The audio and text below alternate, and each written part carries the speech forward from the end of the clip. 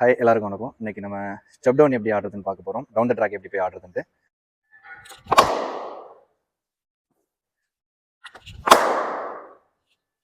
So அதில் 2 style உண்டு step down பண்ணி ஆடுறதுல.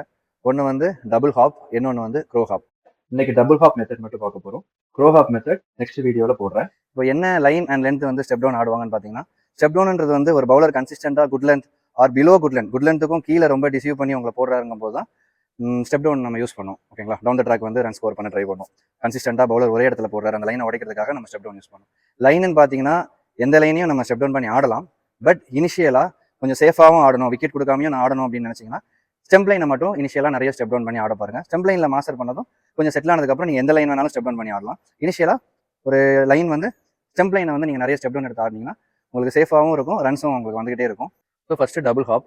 ஸோ டபுள் ஹாப் பண்ணும்போது ஃபர்ஸ்ட் ஸ்ட்ரைட் நல்ல லென்த்தாக வச்சுட்டு செகண்ட் ஸ்ட்ரைட் வந்து சப்சிக்வெண்ட் ஸ்ட்ரைட்னு சொல்லுவோம். சப்சிக்வெண்ட்னா பாலுக்கு ஏற்ற மாதிரி ரீச் பண்ணுறது. ஸோ இந்த ஹீல் டு ஹீல் போவீங்க. இதுதான் டபுள் ஹாப் மெத்தடு. ஸோ இப்போ டபுள் ஹாப்பில் பார்த்தீங்கன்னா த்ரூ த லைன் ஆட ஈஸியாக இருக்கும். நம்ம பால் எந்த லைனில் வருதோ அந்த லைன்லேயே நம்ம அழகாக ஸ்டெப் டவுன் பண்ணி த்ரூ த லைன் ஆடுறதுக்கு இந்த டபுள் ஹாப் மெத்தட் ரொம்ப ஈஸியாக இருக்கும்.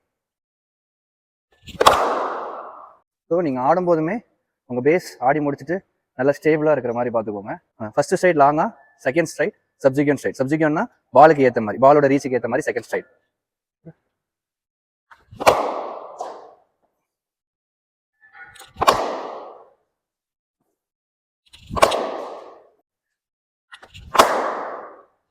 ஓகே, காமனாக என்ன எரர் பண்ணுவாங்கன்னு பார்த்தீங்கன்னா, ஸ்டெப் டவுன் இறங்கும் போதே டவுன் த ட்ராக் வரும்போது இப்படி போயிட்டு இப்படி வருவாங்க, அதாவது மேலே ஹாப் பண்ணுவாங்க. ஓகேங்களா, உங்கள் ஐ லெவலில் டிஸ்டர்ப் பண்ணிவிடுவீங்க. இப்படி போயிட்டு வரும்போது உங்கள் ஐ லெவல் வந்து டிஸ்டர்ப் ஆகிடும் ரொம்ப. ஓகேங்களா, ஸோ எப்போவுமே இறங்கி வரும்போது உங்கள் தலைக்கு மேலே ஒரு ஸ்லோப் இருக்கிற மாதிரி நினச்சி ஸ்டெப் டவுன் பண்ணிங்கன்னா உங்கள் ஹெட்டு வந்து இப்படி பாப் ஆகி மேலே கீழே போயிட்டு வராது.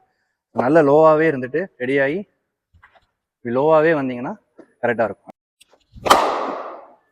ஆக்சுவலி ஒரு நார்மலாக ஒரு டிரைவ் எப்படி ஆடுறீங்களோ அதே மாதிரி தான். எக்ஸ்ட்ரா என்ன ஆட் ஆன் பண்ணுறீங்கன்னா பாலுக்கு ரீச் பண்ணுறதுக்காக ஒரு ஸ்டெப் 2 ஸ்டெப் ஆட் ஆன் பண்ணுறீங்க, இவ்வளோதான். ஒரு நார்மல் டிரைவ் ஆடும்போது என்னென்ன பேசிக்ஸ் நீங்கள் ஃபாலோ பண்ணுவீங்களோ சிமிலர் பேசிக்ஸ். அந்த ஸ்டெப்பு இறங்கி வரும்போது டவுன் த ட்ராக் வரும்போது எந்த அளவுக்கு ஷோல்டர் நல்லா இருக்கு, ஹெட் நல்லா இருக்கு, ஹெட் ஐ லெவல் எப்படி டிஸ்டர்ப் பண்ணாமல் இறங்கி வரீங்க. ஸோ இவ்வளோதான் மேட்டர். ஓகே, ஹோப் இந்த வீடியோ உங்களுக்கு கண்டிப்பாக யூஸ்ஃபுல்லாக இருந்திருக்கும். தேங்க்ஸ் ஃபார் வாட்சிங்.